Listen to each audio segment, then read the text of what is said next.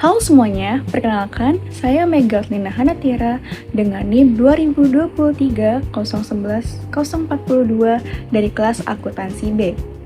Pada kesempatan kali ini, saya akan membuat penjelasan mengenai tugas dari mata kuliah Tata Kelola Perusahaan dan Manajemen Risiko dengan dosen pengampu Bapak Ari Eksandi, SEMAK.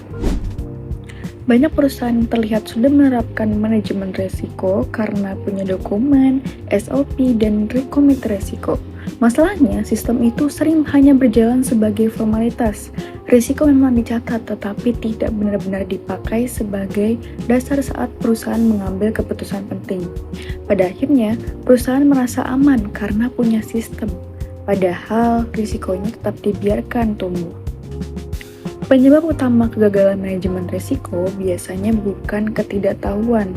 Banyak pimpinan sebenarnya paham risiko, tetapi ada faktor yang lebih menentukan, yaitu budaya perusahaan dan insentif. Jika perusahaan terlalu fokus mengejar pertumbuhan, laba cepat, dan target jangka pendek, maka peringatan risiko dianggap menghambat. Fungsi risiko tidak memiliki kekuatan yang cukup untuk menahan keputusan berbahaya. Ada juga masalah tata kelola, yaitu laporan risiko tidak benar-benar dibawa ke keputusan strategis. Selain itu, analis risiko terlalu sering optimistis, stress test tidak realistis, dan rencana darurat tidak disiapkan dengan serius.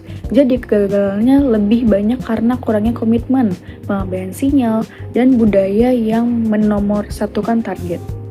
Contohnya adalah runtuhnya Silicon Valley Bank atau SIB pada Maret 2023. Perusahaan ini mengalami kerugian besar dan akhirnya kolaps karena kelemahan manajemen risikonya, terutama pada risiko suku bunga dan risiko likuiditas. Bank ini menempatkan dana besar pada aset yang nilainya turun ketika suku bunga naik. Suku bunga naik cepat, nilai portofolio turun. Di waktu yang sama, para nasabah menarik dana besar-besaran.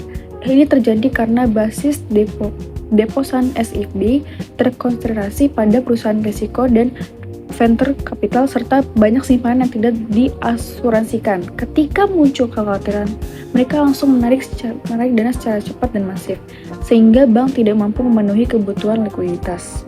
Kasus SVB ini menunjukkan prinsip manajemen risiko yang diabaikan. Pertama, risiko tidak diintegrasi kuat ke keputusan strategis. Konsentrasi deposan yang sempit dan penempatan aset yang rentan terhadap suku bunga seharusnya dibatasi sejak awal. Kedua, respon dini terhadap perubahan tidak cukup. Ketika tren kenaikan suku bunga mulai terjadi, bank seharusnya memperkuat lindung nilai dan menambah cadangan likuiditas, tapi upaya tidak memadai. Ketiga, faktor perilaku manusia dan dinamika pasar kurang diperhitungkan. Nasabah SFB berada di komunitas yang saling terhubung dan bergerak cepat, sehingga risiko penarikan massal seharusnya diprediksi dan diantisipasi dengan lebih ketat. Sekian penjelasan dari saya pada video ini. Terima kasih atas waktu dan perhatian yang diberikan.